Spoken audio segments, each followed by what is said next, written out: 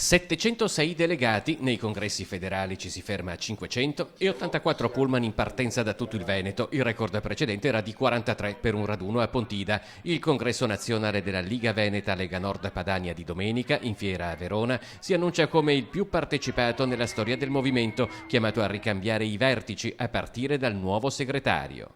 Abbiamo un unico candidato a segretario nazionale, Gian Antonio De Re, quindi quando auspicavamo nei vari congressi provinciali di avere un'unica candidatura sia nei congressi provinciali che nel congresso nazionale, questo si è avverato, questo dà il segno dell'unità del movimento. Il 2015 non è stato un anno facile per la Lega, che ha dovuto affrontare anche una scissione interna, difficoltà lasciate alle spalle. A maggio la vittoria nelle elezioni regionali e negli ultimi 12 mesi il tesseramento è passato da 6.315 a 9.418 soci, numeri che assieme a quelli della partecipazione al congresso di Verona testimoniano un ritorno a quella vocazione popolare che, sostiene Dozzo, si era affievolita negli ultimi anni e che viceversa sarà rafforzata con la nuova segreteria.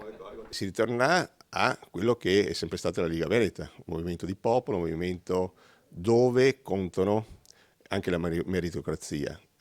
Prima si era formato un movimento parallelo, adesso tutto questo non c'è più. Una Lega aperta ai cittadini, le porte del partito sono spalancate, proclamano i segretari provinciali, con l'eccezione di chi al momento della scissione ha scelto un'altra strada. Noi riteniamo che chi ha tradito il movimento non abbia più ragione di rientrarvi, perché chi ha tradito una volta, come si dice, no? Tradirà ancora. Il congresso dovrà eleggere anche il nuovo Consiglio Nazionale del Veneto. 25 candidati sono in lizza per 10 posti. Sarà nominato anche il nuovo presidente del partito, carica che secondo indiscrezioni potrebbe essere ricoperta dal sindaco di Padova Massimo Bitonci.